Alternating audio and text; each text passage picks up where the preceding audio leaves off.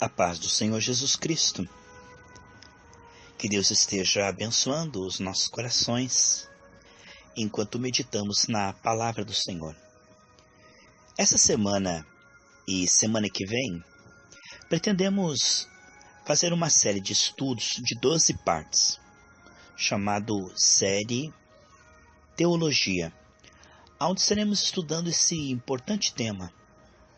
Creio que vai ser bênção nós estarmos crescendo na graça e no conhecimento do Senhor. Em 1 Timóteo, capítulo 4, versículo 15 e 16, diz assim: Medita estas coisas, ocupa-te nelas, para que o teu aproveitamento seja manifesto a todos. Tem cuidado de ti mesmo e da doutrina.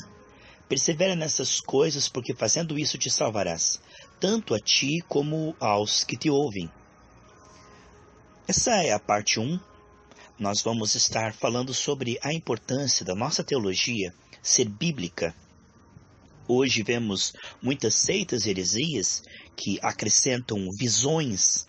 A palavra do Senhor diz que mesmo que um anjo vier e pregar outro evangelho, que não ser este evangelho que já temos aqui de Gênesis e Apocalipse, o evangelho da graça, a palavra de Deus diz em Gálatas capítulo 1, que se alguém vier, mesmo um anjo do céu, e disser que há outro evangelho, é amaldiçoado. É muito importante compreendermos, amados, o Novo Testamento do nosso Senhor e Salvador Jesus Cristo no Espírito. Aqui o conselho de Paulo a Timóteo é para que ele meditasse nessas escrituras com o auxílio do Espírito Santo e também com os irmãos e irmãs cheias do Espírito Santo. Uma teologia bíblica, sabendo que nos últimos dias, diz Mateus 24 a 24, haveriam muitos falsos profetas. Precisamos ter uma doutrina pura, nada acrescentando e nada tirando. Em Apocalipse diz que se alguém acrescentar algo,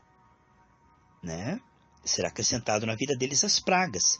E tanto é sério que em Apocalipse diz que saia dela, povo meu, para que você também não incorra nas pragas. Imagine um falso profeta, ele está ali incorrendo as pragas sobre a vida dele. E aqueles que ouvirem e seguirem também. Isso é muito sério, amados. Mateus 24 a 24 diz que nos últimos dias haveriam muitos falsos profetas. Então devemos ter o temor do Senhor para escapar disto.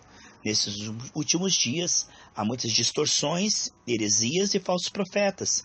Pessoas que se levantam dizendo que um anjo lhe falou uma nova revelação, como acontece agora na França, que Caco Felipe diz que quem não crer nele não será salvo.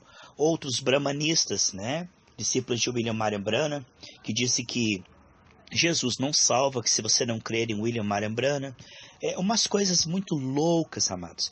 Nós temos no Brasil muitas seitas como as seitas da Vó Rosa, que diz que o Espírito Santo é a Vó Rosa.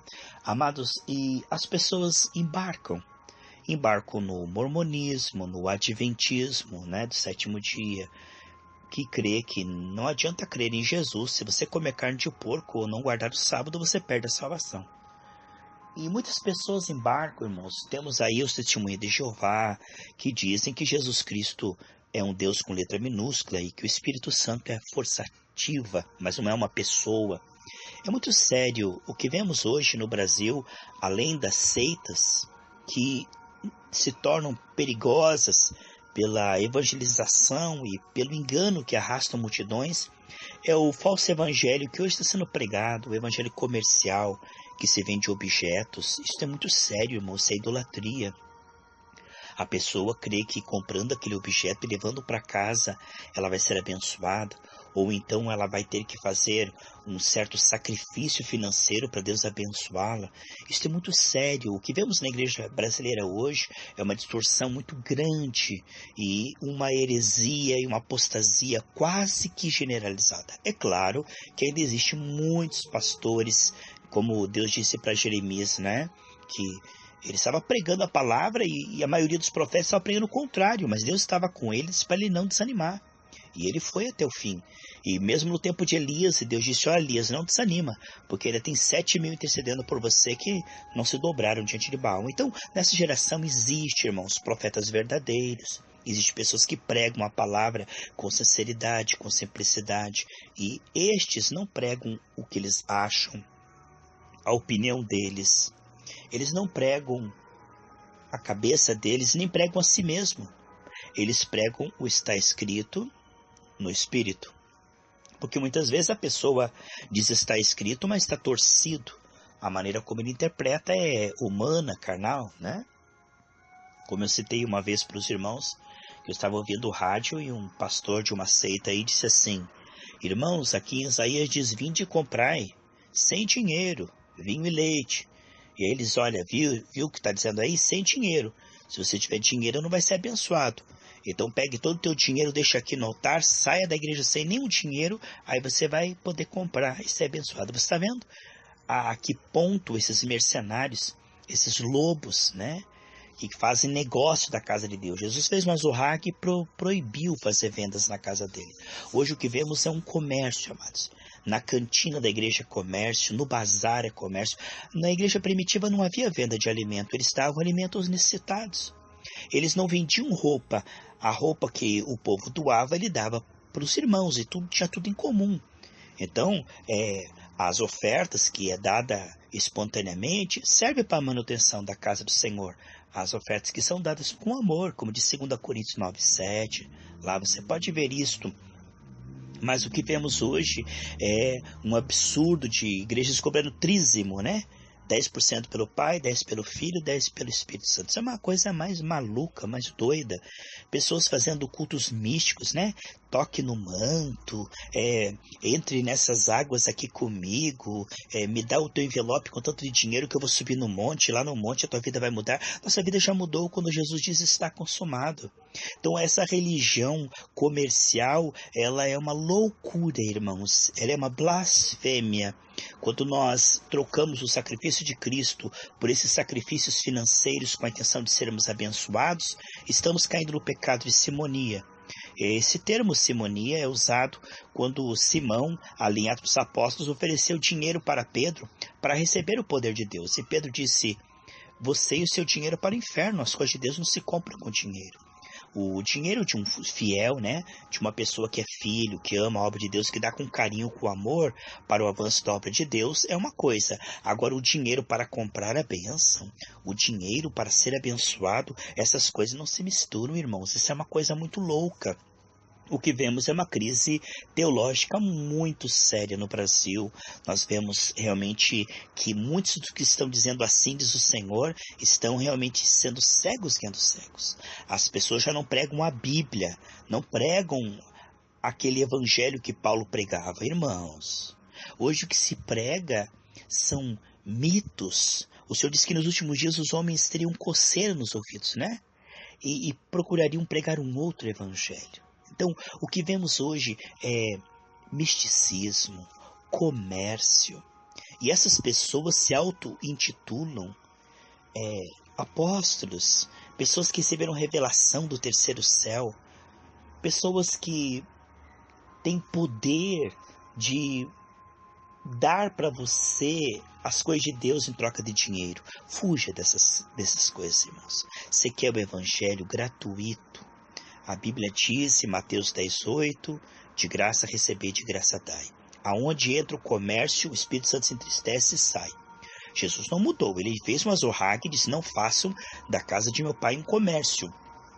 Onde houver comércio, ali não está a palavra genuína. Se você quer uma teologia bíblica, você precisa compreender que isso tem a ver com gratuidade. O Evangelho da Graça é pregado gratuitamente. O que vemos, sem dúvida, que hoje precisamos de uma teologia bíblica, de pessoas que têm intimidade com Deus, com a palavra de Deus, para pregar a palavra genuína. A palavra que tem cruz, que tem renúncia, né? Arrependei-vos e convertei-vos foi a primeira pregação de Pedro, mas também foi a primeira pregação de Jesus, a primeira pregação de João Batista. O que vemos que estamos agora debaixo da graça e não mais debaixo da lei. O que vemos que esse arrependimento ele é produzido, essa metanoia, diz Romanos 12, oferecendo nossos corpos, né, como sacrifício vivo. E Deus vai renovando a nossa mente e vai produzindo essa metanoia, essa mudança maravilhosa, a conversão. É um processo lindo, irmãos. A gente não deve desamparar a casa de Deus, mas estar no meio de pessoas cheias do Espírito Santo, para junto com nossos dons e com os dons dos nossos irmãos, crescemos na graça e no conhecimento. aqui o conselho de Paulo para Timóteo é que ele meditasse nessa palavra, tivesse um envolvimento de qualidade. Amados, você não pode apenas ter revelação de segunda mão, mas sim você ter essa comunhão com a palavra de Deus para extrair também por você mesmo coisas que Deus quer falar com você, além de coisas que Deus fala através do corpo, da igreja, né? Reuniões. Deus também quer falar com você no individual. E Paulo estava aconselhando Timóteo a ter um zelo pelas Escrituras e dizendo que através disto ele ia gerar pessoas salvas. As pessoas que o ouvissem não seriam enganados, não seriam arrastados por heresias, amados. Coisa perigosa hoje. Você pensa que está seguindo a palavra de Deus, o Espírito de Deus, e está seguindo um fanático, seguindo um herege, seguindo alguém que está forçando e torcendo as Escrituras para tirar dinheiro do povo. Essa motivação não estava na igreja primitiva e não está no coração de alguém que realmente prega a palavra no Espírito. É muito importante discernir o Espírito, né? Em 1 João, ele aconselha a provarmos os Espíritos, lá em 1 João 4:1.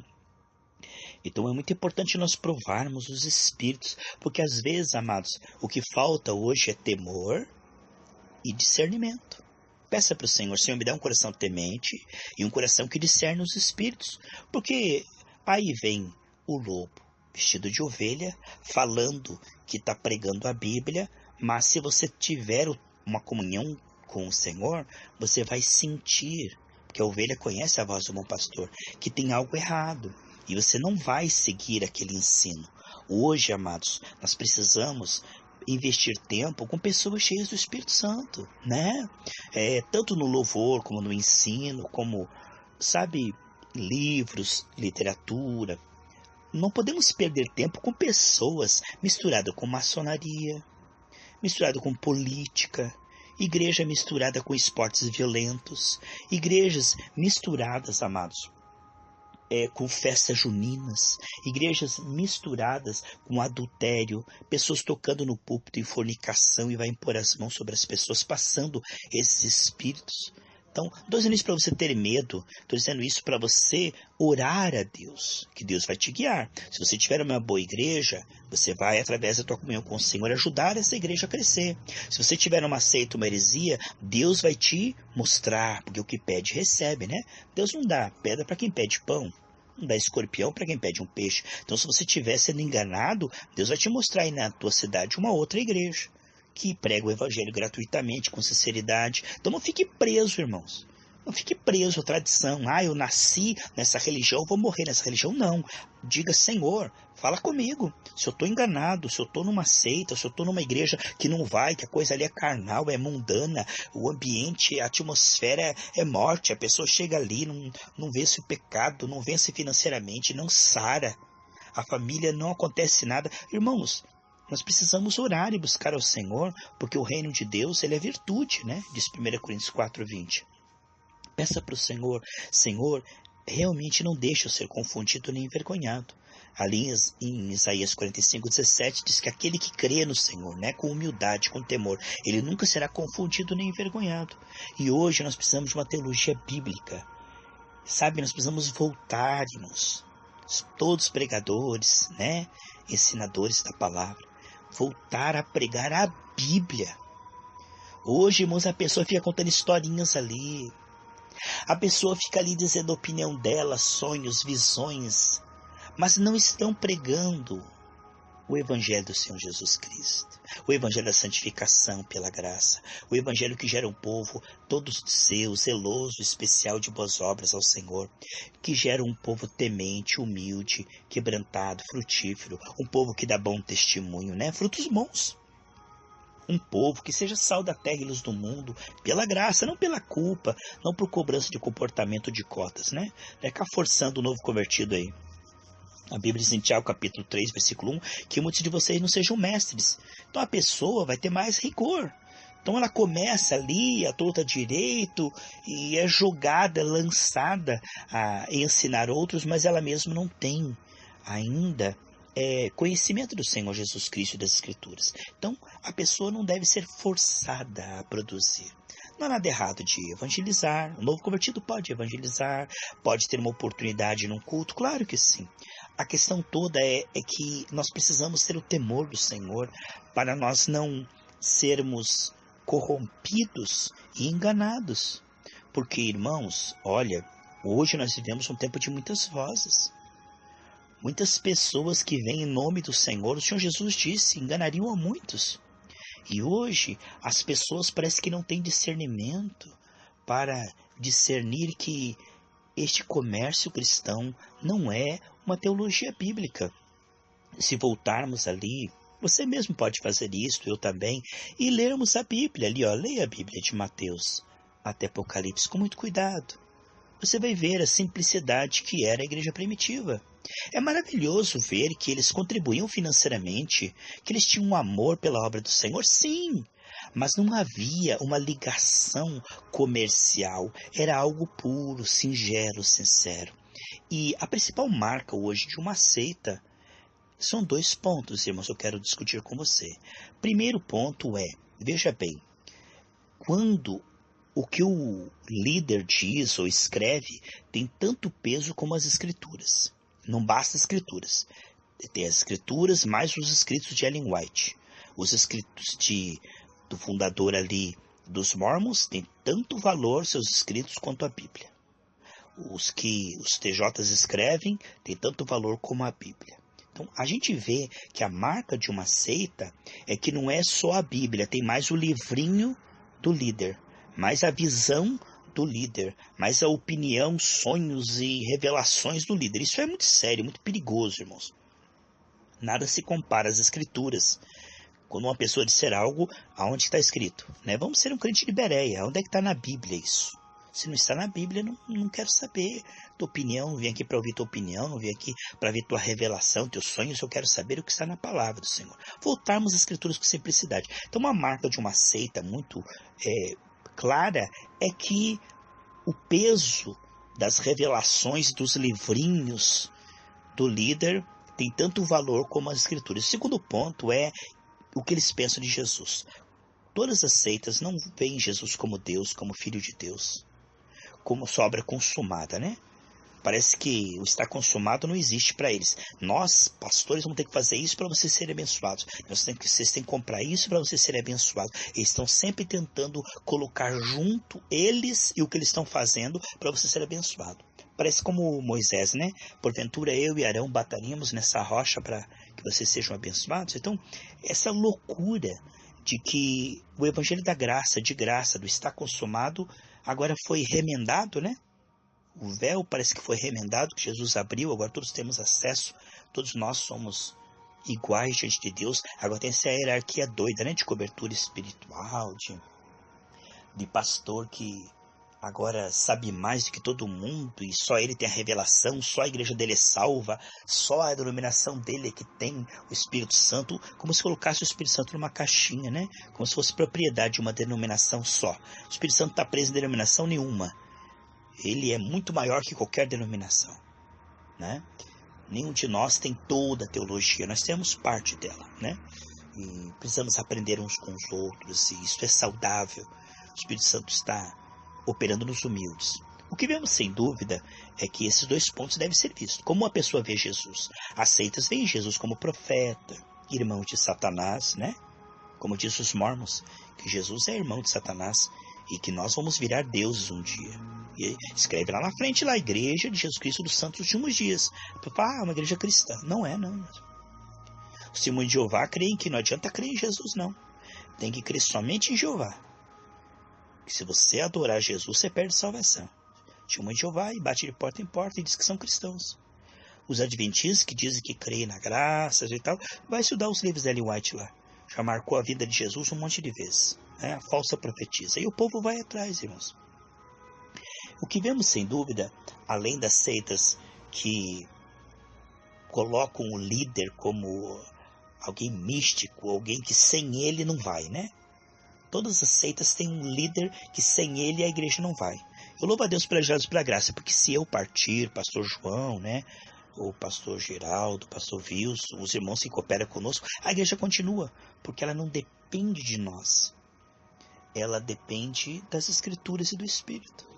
Com certeza, a igreja primitiva de Atos dos Apóstolos não dependia de Pedro, nem de Tiago, nem de João. Quando eles partiram, ela continuou. Então, uma igreja que adora e idolatra o seu líder, cuidado. Cuidado. Porque isso não vem do Senhor. O Senhor não unge placa de igreja, né? Denominações.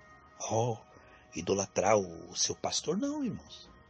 Toda a glória e toda a honra ao Senhor Jesus Cristo. O verdadeiro pregador é aquele que torna Jesus Cristo famoso, adorado, conhecido e leva as pessoas a terem um relacionamento com o Senhor e com as Escrituras, né? Isso é maravilhoso.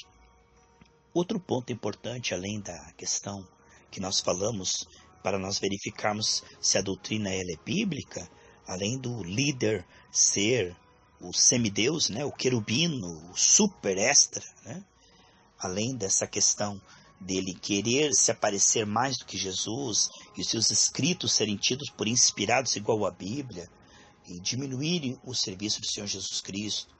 Amados, o que vemos hoje no Brasil também, sem dúvida, para que nós vejamos que isso não é o Evangelho do Senhor Jesus Cristo, é que não está gerando um povo cheio do Espírito Santo. Não está gerando um povo temente, né? Jesus disse, se alguém quer vir após mim, negue-se a si mesmo, tome a sua cruz a cada dia e siga-me. Uma teologia bíblica vai gerar pessoas parecidas com Jesus. Essa é a proposta. Nós somos salvos para sermos transformados, santificados. Não fomos salvos para ficar correndo atrás de bênção, ou como Marta trabalhando para o Senhor. Nós somos salvos para as boas obras, diz Efésios 2,10. Em Romanos 8,29, diz que ele está nos fazendo cada vez mais semelhantes a Jesus. Então, uma teologia bíblica, ela vai gerar pessoas como em Atos dos Apóstolos. Pessoas que temem ao Senhor, que se comprometem com Deus, com os perdidos, com a evangelização, que zelam pelo seu testemunho, que vão na igreja para serem transformados e, como corpo de Cristo, representarem bem como embaixadores celestiais. Um povo separado do mundanismo, da carnalidade, né? Então, que tipo de fruto essa igreja está gerando? Se não está gerando um povo como as Escrituras propõem, santificado ao Senhor, é só um povo correndo atrás de bênção, atrás de campanha, atrás disso. Irmão, isso aí não é a igreja do Senhor Jesus Cristo. A igreja, ela é para o Senhor, né? Nós vamos falar isso nas partes continuantes, né? Nós sabemos, nós vamos até a parte 12, isso aqui é apenas a parte 1. Nós pretendemos fazer aí 12 partes essa semana e semana que vem e falar sobre teologia. Porque hoje, amados, as pessoas parece que não abrem a Bíblia. Quem abre a Bíblia é só o pastor, né? Parece que elas não têm comunhão com o Senhor. Quem pensa por mim, quem sobe no monte se consagra por mim, quem jejua por mim, quem vai ter as revelações da Bíblia por mim é o pastor. Irmão, isso é uma coma. Se você está num corpo todo paralisado, só o cérebro funcionando, você coma. Uma igreja funciona onde não só o púlpito funciona, mas as pessoas do banco também funcionam. Toda a igreja está sendo avivada, sabe? Está sendo avivada, havendo uma vivificação. Agora, se o povo entra na igreja, sai da igreja, entra na igreja, busca bênção, sai da igreja, trabalha na igreja, sai da igreja, mas não tem testemunho, não tem uma vida com Deus, não tem revelação nas Escrituras, sabe que povo que está gerando? Povo morno? Não, irmãos. Uma teologia bíblica vai gerar um povo que tem intimidade com Deus. Um povo que adora a Deus, um povo que serve a Deus pela graça, um povo que ama os perdidos, um povo que tem zelo, que tem fome da palavra, né? Medita nela de dia e de noite. Sabe, hoje que vemos aí é tanto entretenimento, pouca Bíblia, né? O Senhor não disse minha casa será casa de louvor, aí fica tocando aquela música lá sem parar, quando o povo já está quase estressado, aí 10 minutos para o pregador pregar lá. Minha casa não será chamada casa de louvor. Louvor é importante, mas o Senhor não disse minha casa será chamada casa de louvor. Também não disse que a minha casa será chamada apenas casa de estudo. Não é só estudo. Estudo é importante. Mas minha casa é chamada casa de oração. O que é a oração? É essa comunhão com Deus, esse momento a sós com o Senhor, com a palavra de Deus, este momento a sós e orando junto com os irmãos também. Essa comunhão, irmãos. O que é a oração? É quando você ouve a mensagem e se entrega. para que aquilo que você ouviu seja trabalhado em seu coração. Uma vez eu fui numa igreja e os jovens estavam se desviando e o Senhor me revelou que faltava ministração e imposição de mãos, né? Sabe, não adianta ficar dando sua letra para o povo e mandando ele embora. É preciso que haja a oração, é preciso que haja a imposição de mãos, a unção com óleo. Sabe, uma igreja que está ali na unção, a palavra e o Espírito, né? Não apenas a palavra, não apenas o mover, porque a igreja aí tem muito mover aí, mas não tem a palavra. Aí eu gero o quê? Fanáticos. Pô, ficar rodopiando, mas não tem Bíblia, não tem ensino, não tem arrependimento, não tem conversão. Então a pessoa fica ali sem um direcionamento profético. É importante que a igreja tenha sim sinais, tenha milagres, tenha avivamento, tenha louvor, tenha palavra, mas que gere um povo que fala com Deus, que anda com Deus. Aqui, casa de oração fala de um povo que está ali, ó, do começo ao fim do culto, orando em espírito. Ali, ó, temendo ao Senhor. Senhor, fala comigo, transforma a minha vida, o meu coração. Se revela a mim. Som do meu coração, mostra aonde eu posso ser mudado. Um povo que está se oferecendo a Deus para ser transformado, né? Em canais de graça, em canais que possam realmente passar a palavra de Deus, que tenha, sabe, um povo que tenha como dar razão da sua fé. Tem pessoas que são tão fraquinhas em Bíblia, que vem uma seita, fala ele, e é arrastado. Não sabia, é. Quer dizer, um povo que não tem comunhão com a palavra, ele é como uma semente sem raiz, o vento bate, leva para cá, cada dia está atrás de um profeta, cada dia está atrás de um milagre, cada dia está atrás de um movimento, e vai para cá, e vai para esse nômade, parece cigano gospel, não é assim? Agora uma pessoa que está estudando a palavra do Senhor, que tem comunhão com a palavra do Senhor, que tem compromisso com Deus e com a sua igreja local, ela está ali plantada, ela vai crescer, ela vai dar fruto, né? O que vemos sem dúvida é que hoje as pessoas não têm profundidade nas Escrituras. Elas acham que é perda de tempo meditar na palavra do Senhor. Elas têm uma vida tão corrida. E por isso não temos uma teologia bíblica nem no púlpito e nem no meio do povo de Deus. Se fala uma heresia ali, o Senhor me disse. O povo diz amém, é o ungido que está falando. Mas eles nem procuram ver se realmente aquilo está na Bíblia. Isso é muito importante, amados. Você vai comer uma comida, você vê se não tem fungos, para não ter dor de barriga e vômito, diarreia. Assim, quando um pregador está pregando, nós temos que ter a comunhão com o Senhor para acompanhar aquilo. E um verdadeiro pregador, ele levará você pessoalmente a ter comunhão com Deus, a você pessoalmente ter comunhão com a palavra. Esse é um verdadeiro profeta. Ele não substitui Jesus. Ele sabe que você e ele são o corpo de Cristo. Temos compromisso com o Senhor, com a santificação, individualmente também, além de coletivamente. O que vemos sem dúvida, que hoje as pessoas, quando questionadas pela sua fé, por um muçulmano, por um budista, hinduísta, ele não sabe. Tá lá na Bíblia, o pastor falou. Irmãos, vamos nos encher da palavra do Senhor. Vamos dar razão à nossa fé. Vamos ser disciplinados, irmãos. Discípulo quer dizer disciplina. Puxa, que médico é esse que não sabe nem o que está falando? Já pensou? Você vai no médico lá? Não sabe nem o que está falando. Você sai correndo, não é? Agora imagine um pregador, porque o médico vai cuidar do seu corpo por 80, 90, 100, 120 anos, mas sim. O médico cuida do teu corpo até 120 anos, mas aquele que está pregando a palavra para você, a tua alma eterna depende. É mais sério um pregador do que um médico. Porque um pregador, se ele ensinar errado, ele vai levar a pessoa para o inferno para sempre. Como o Jim Jones, que pegou o pessoal lá dos Estados Unidos, levou para a Guiana e matou todos eles no fanatismo lá. Quantos hereges que temos aí? Lobos que não se importam com a alma de ninguém. Mas eu uno minha fé junto com a sua agora em oração. Mateus 18 diz que o que dois concordar será feito. Eu uno minha fé com a sua agora e peço que Deus te dê um coração temente.